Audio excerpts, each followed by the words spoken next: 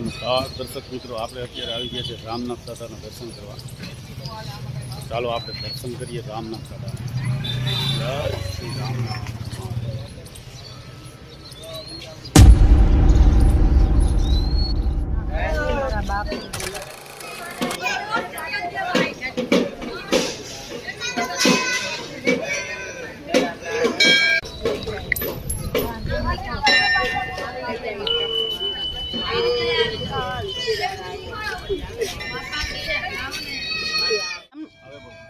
હું ગોસ્વામી ઇન્દુબેન બોલું છું। રામનાથ મહાદેવ સ્વયંભૂ મહાદેવ છે, તે જાતે પ્રગટ થયેલ છે અને તે બધાની મનોકામના પૂર્ણ કરે છે। જેવી જેને ભક્તિ કરો એ પ્રમાણે ફળ મળે છે। માટે કાલે પૂનમને દિવસે સોમવારે 101 વરણાગી નીકળવાની છે, તો બધા ભાવિક ભક્તોને તેમાં આમંત્રણ છે। માટે બધાને ભાગ લેવા માટે વિનંતી। જય રામનાથ, જય મહાદેવ, ઓમ નમઃ શિવાય। શંકર અને પાર્વતી પોતાના મંદિરમાં બેઠા હતા, ચોપાટની રમત રમતા હતા। કોઈ હારતુંય નહોતું, કોઈ જીતતુંય નહોતું।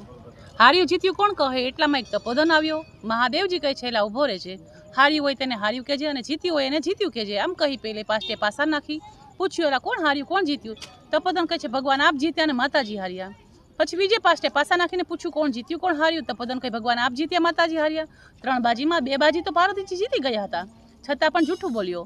આથી પાર્વતીજીને ક્રોધ ચડ્યો, એને શ્રાપ આપ્યો કે એલા 3 બાજીમાં 2 બાજી તો હું જીતી ગઈ, છતાં તું જૂઠું બોલ્યો। તને મારો શ્રાપ છે, તને રક્તપિત્ત કોટ ફૂટી નીકળજો। અને કોટ ફૂટી નીકળ્યો તે રડતો રડતો કૈલાસ તરફ ચાલવા લાગ્યો। ચાલતા ચાલતા માર્ગમાં એક ગાય મળી। કોઢિયાનમાં સાંભળીને ગાય કહેવા લાગી કે મારે દૂધથી ભરી આંચળ ફાટું ફાટું થાય છે, પરંતુ વાછડાએ ધાવતા મારું દૂધ કોઈ દોતું નથી। મેં એવા કયા પાપ કર્યા હશે કે માટે મારા પાપનું નિવારણ પૂછતો આવજે। સારું કહી થોડેક દૂર ચાલ્યો તો એક ઘોડો મળ્યો। કોઢિયાનમાં સાંભળીને ઘોડો કહેવા લાગ્યો, મારી માથે તો મોતી જડેલા પ્લાણ છે, પણ કોઈ સવારી કરતું નથી। મેં કયા પાપ કર્યા હશે કે માટે મારા પાપનું નિવારણ પૂછતો આવજે। સારું કહી થોડેક દૂર ચાલ્યો તો એક આંબાનું ઝાડ આવ્યું। પોતે આંબાના ઝાડ નીચે નિરાતે વિસામો ખાવા બેઠો તો આંબાના ઝાડને વાચા આવી। આંબાનું ઝાડ કહે છે કે તારી તો દુઃખ જાણું છું, પણ મારું સાંભળ। મારે નિત્ય સવાસેનું ફળ ઉતરે છે, પણ જો કોઈ ખાય ને તો મરી જાય છે। મેં એવા કયા પાપ કર્યા હશે, માટે મારા પાપનું નિવારણ પૂછતો આવજે। સારું કહી થોડેક દૂર ચાલ્યો। થોડેક દૂર ચાલતાની સાથે તે એક તળાવ આવ્યું। પોતે તળાવમાં પાણી પીવા ગયો। તળાવમાંથી એક મગર આવીને કહેવા લાગ્યો, અરે ભાઈ, હું તો એક દુખિયારો જીવ છું કે મારા શરીરની અંદર આગની જેમ બળતા બળ્યા કરે છે। પાણીમાં રહું કે બહાર મને ક્યાંય ઠંડક વળતી નથી। મેં કયા પાપ કર્યા હશે કે માટે મારા પાપનું નિવારણ પૂછતો આવજે કે સારું કહી થોડી દૂર ચાલ્યા। કૈલાસ પર્વત ઉપર જઈને તપસ્યા કરવા લાગ્યો। કોઢિયાનું કઠણ તપ જોઈ મહાદેવજી પ્રસન્ન થઈને કહેવા લાગ્યા કે અરે ભાઈ, તારી શી ઈચ્છા છે? અરે પ્રભુ, માતાજીના શાપમાંથી ઉગારો મારો કોઢ મટાડો કે તો કે આના માટે તો એક જ વસ્તુ, તું 16 સોમવારનું વ્રત કર। અરે પ્રભુ, આ વ્રત મારે કેમ કરવું તે મને ખબર નથી કે તો કે સાંભળ, શ્રાવણ મહિનો આવે, શ્રાવણ મહિનાનો સોમવાર આવે, વહેલા ઉઠી નાહી ધોઈ મહાદેવના મંદિરે જવું, 4 સરો દોરો લઈ 4 ગાંઠો વાળવી, પીળા પાષ્ટે બાંધો, ગળામાં પહેરવો, મહાદેવની વાર્તા સાંભળવી, મહાદેવનો દીવો કરવો, મહાદેવના દર્શન કરવા। જો વાર્તા ન કરી હોય તો ઉપવાસ કરવો, દીવો ન કર્યો તો લુખું ખાવું, દર્શન ન કર્યા હોય તો ભોય પથારી હસવું। કારતક મહિનાનો છેલ્લો સોમવાર આવે ત્યારે તારે વ્રતનું ઉજવણું કરવું। વ્રતનું ઉજવણું કરતી વેળાએ સવાશેર ઘઉંનો લોટ, સવાશેર ઘી, સવાશેર ગોળ લઈ ચોડી મોડી લાડુ બનાવજે। આ લાડુના 4 સરખા ભાગ કરજે। એક મહાદેવને ધરજે, બીજો રમતા બાળકને, ત્રીજો ગાયના ગોવાને, ચોથાનો પ્રસાદ કરજે। જો એમ કરતા વધે તો કીડિયાર પૂજે ને એમ કરતા વધે તો ભયમાં ભંડારજે, પણ રાતનો દીવો દેખાડીશ નહીં, એ પ્રમાણે વ્રતનું ઉજવણું કરજે। ખરા ભાવથી 16 સોમવાર કરજે, તારું દુઃખ મટી જશે, કંચમણી કાયા બનશે। ગાયના સાપની વર્ણન પૂછું। મહાદેવજી કહેવા લાગ્યા, ગાય છે તે ગયા જન્મમાં સ્ત્રી હતી, ભારે અદેખી હતી અને ક્રોધિત ભાવ નથી, ધાવતા બાળકોને જુદા પાડ્યા, તેના પાપે તે આ ભાવમાં તે ગાય બની છે, પણ તેનું દૂધ દોઈ મારો અભિષેક કરજે, સૌ સારાવાના થશે। ઘોડા વિશે પૂછું તો મહાદેવજી કહેવા લાગ્યા કે ઘોડો છે તે ગયા જન્મનો વાણિયો વેપારી હતો, જૂઠા બોલાને જૂઠા કાટલાથી ગરીબ માણસોને છૈત્રા ડબલ પૈસા લીધા, તેના પાપે તે ઘોડો થયો છે, પણ તું જઈ તેની ઉપર સવારી કરજે, તેનું દુઃખ મટી જશે। આંબા વિશે પૂછું। મહાદેવજી કહેવા લાગ્યા, આંબો છે તે ગયા જન્મનો લોભ્યો હતો, ધન ભેગું કરવામાં સમજ્યો, પુણ્યના કામમાં એક પણ પૈસો વાપર્યો નહીં, તેના પાપે તે આંબો થયો છે, પણ તેની નીચે ધનના ચારુ છે તે ખોદી કાઢી ભૂખ્યા દુખ્યાને ધન વેચી દેજે, પાણીના પરબો મંડાવજે, આંબાના ફળ અમૃતની જેમ મીઠા થશે। મગર વિશે પૂછ્યું। મહાદેવજી કહેવા લાગ્યા, મગર છે તે ગયા જન્મનો બ્રાહ્મણ હતો, વેદ ભણ્યો, શાસ્ત્ર ભણ્યો, જ્ઞાનનો કોઈ પાર નહીં, પરંતુ વિદ્યાનું દાન કોઈને આપ્યું જ નહીં। એવી વિચારમાં બળતો હતો કે હું કોઈને વિદ્યા શીખવાડીશ તો મારો કોઈ પાવ પૂછશે નહીં, આવું સમજવાની બીજી શી દશા થાય? માટે મારી પ્રસાદીનું બીલીપત્ર તેની આંખે અડાડી નમન કરાવજે, સૌ સારાવાના થશે। એટલું કહી મહાદેવજી અંતર ધ્યાન થયા। બ્રાહ્મણ પાછો ફર્યો, પેલું તળાવ આવ્યું, મગરને મહાદેવનું બીલીપત્ર આંખે અડાડી નમન કરાવ્યું, તેની શરીરની બળતરા શાંત થઈ ગઈ, એટલે પોતાનું જ્ઞાન બીજાને કહેવા લાગ્યો, બીજાને જ્ઞાન આપવા તેના જીવની સદગતિ થઈ। આગળ ચાલતા આંબો મળ્યો। મહાદેવજીએ કહેલી વાત કઈ સંભળાવી, કોદાળી લઈ આવી, ધનના ચરુ ખોદી કાઢી, ભૂખ્યા દુખ્યાને ધન વેચી દીધું, પાણીના પરબો મંડાવ્યા, આંબાના ફળ અમૃતની જેમ મીઠા થવા લાગ્યા। ત્યાંથી આગળ ચાલતાની સાથે ઘોડો મળ્યો। મહાદેવજીએ કહેલી વાત કઈ સંભળાવી, ઘોડા ઉપર પોતે સવારી કરી, ઘોડો દુઃખમાંથી મુક્ત થયો। આગળ ચાલતા ગાય મળી, મહાદેવજીએ કહેલી વાત કહી સંભળાવી, ગાયનું દૂધ દોયું, ભક્તિભાવે મહાદેવનો અભિષેક કર્યો, ગાય પણ દુઃખમાંથી મુક્ત થઈ વાછરડા થવા લાગ્યા. પછી કોઢે આવી વ્રત આદરી દિવસે દિવસે કોઢ મટવા લાગ્યો. મહાદેવના કહેવા પ્રમાણે વ્રતનું ઉજાણું કર્યું, સંપૂર્ણ કોઢ મટી ગયો. પાર્વતીજીના શાપમાંથી મુક્ત થઈ ગયેલ બ્રાહ્મણ પોતાને ગામને પાદર આવ્યો. ત્યાં એક બાજુ મોટો મંડપ બંધાયેલો હતો. દેશ પરદેશી રાજા રાજકુમાર બધા આવીને બેઠા હતા. આને આવીને કહ્યું કે શેની ધમાલ છે? તો કોઈએ કહ્યું આપણી રાજાની કુળનો સ્વયંવર છે. પાસે ઊભો જોતો હતો, શણગારેલી હાથની ઝૂલતી ઝૂલતી આવી, તેની સૂનમાં સોનાનો કળશ હતો, તે બ્રાહ્મણ પર ઢોળ્યો. આથી રાજાએ તેની કુરીના લગ્ન બ્રાહ્મણ સાથે કર્યા. પેરામણીમાં હાથી ઘોડા આપ્યા, ગામ ગરાસ આપ્યા, મનગમતી પેરામણી આપી કુરીને વળાવી.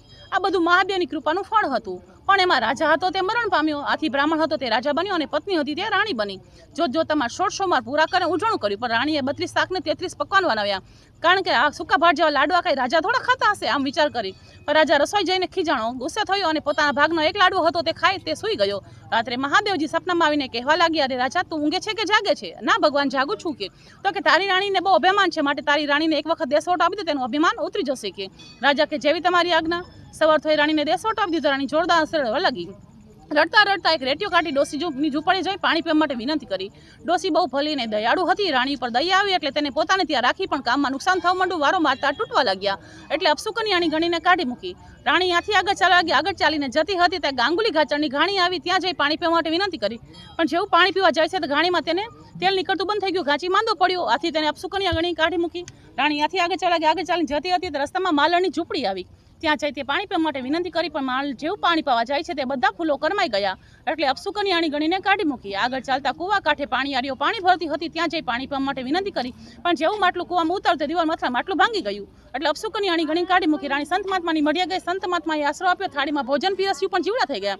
સંત મહાત્મા આમ જાવ ને સંત મહાત્માનું કારણ સમજી ગયા ને કહેવા લાગ્યા, બેટા તું મહાદેવ દોષી છો, ભગવાન શંકરનું વ્રત કર. રાણીએ વ્રતની શરૂઆત કરી દીધી. જોતજોતામાં 16 સોમવાર પૂરા કરીને ઉજવણું કર્યું. એ જ રાત્રે મહાદેવજી સપનામાં આવીને રાજાને કહેવા લાગ્યા, રાજા તે રાણીને દેશવટો આપી દીધો, એને છોડી અને તેડી આવ કે. રાજા કે હવે ક્યાંથી લઈ આવું? કોયલ જેવું માણસ વાઘે માર્યું, વર્યું માર્યું. મહાદેવજી કહે છે કોઈ નથી માર્યું, પણ જે રસ્તે ગઈ છે તે રસ્તે તેને ગોતવા જાય કે. આ તો રાજા તો પૂછતો હાલ્યો આવ્યો. ડોસીને પૂછ્યું કે કોયલ જેવું માણસ જોયું હતું? તો કે ના રે ના ભાઈ, કે એક આવી હતી રખડતી ભટકતી કે અપસુકન્યાણી કે. આટલું કહેતાની સાથે આગળ ચાલો લાગે. આગળ જતા ગાંગુલી ઘાચરની ઘાણી આવી કે કોઈ રાજાની રાણી જોઈ કે. તો કે ના રે ના, કે આવી હતી અપસુકન્યાણી કે અમારું બધું નુકસાન કરીને ગઈ કે. એમ કરતા આગળ માલણની ઝૂંપડીએ પહોંચ્યો. માલણને પણ પૂછવા લાગ્યો કે કોઈ રાજાની રાણી આવી હતી? અરે ભાઈ રાણી કેવીને વાત કેવી કે એક રખડતી ભટકતી આવી હતી, તે અમારું નુકસાન કરીને ગઈ કે. આમ કરતા તે કુવા કાંઠે પાણીયારીઓ પાણી ભરતી. ત્યાં જઈને પૂછવા લાગ્યો કે અરે કોઈ રાજાની રાણી અહીંયા આવી હતી કે. તો કે ના રે ના ભાઈ, રાજાની રાણી તો અમે નથી જોઈ, પણ એક આવી હતી અમારું નુકસાન કરીને જતી રહી કે. આટલું કહેતા સંત મહાત્માની મઢીએ ગયો. સંત મહાત્માને ત્યાં આજે ઉજવણું હતું તેથી લાડવા આવ્યા હતા. આ સંત મહાત્માને લાડવા રાજાને જમવા આપ્યા, પણ લાડવા જેટલા ખાધા તો એના લાડવા એકલા રહ્યા. એટલે રાજાને થયું કે આ નક્કી આ ઝૂંપડીમાં કોઈ સતી રહેતી હશે. આમ વિચાર કરી તે જોવા લાગ્યો તો રાણીને ઓળખી ગયા. રાણીને કે હું તમને તેડવા આવ્યો છું. રાજા રાણી ચાલીને જતા હતા. રસ્તામાં એને પેલા સંત મહાત્માને કીધું કે બાપુ તમને દુઃખ પડે તો મારે કઈ રીતે જાણું? તો કે એને ફૂલનો દોડો આપ્યો કે બેટા ફૂલનો દોડો કરમાઈ જાય તો જાણજે તારા બાપને દુઃખ પડ્યું છે. આટલું કહેતા અડધે પહોંચ્યા. ત્યાં તો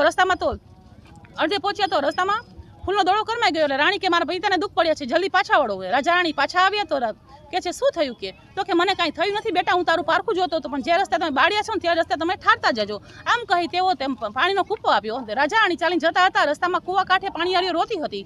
કે છે બેન શું થયું? તો કે એક રાંડ આવી હતી કે અમારું બધું નુકસાન કરીને જતી રહી કે. તો કે સાંભળો કે હું જતી પહેલા મહાદેવજી રૂઠ્યા હતા ને હવે મહાદેવજી મને રીઝ્યા છે. આમ કરી તેને અંજલિ અર્પણ કરી અને મહાદેવનો વ્રતનો મહિમા સમજો ફૂટેલો ઘડો સાજો થઈ ગયો. આગળ ચાલતાની સાથે માલણની ઝૂંપડી આવી. ત્યાં પણ તેને પાણીનો અંજલિ અર્પણ કરી. ત્યાંથી બધા ફૂલો કરમાઈ ગયા અને હતું ત્યાંથી પણ સવાયું થઈ ગયું. અને કહેવા લાગ્યા કે બેન પેલા હું જતી, હવે મહાદેવજી રૂઠ્યા હતા પેલા અને હવે રીઝ્યા છે એટલે હું હતી કે. આમ કરતા ગાંગુલી ઘાચરની ઘાણી આવી.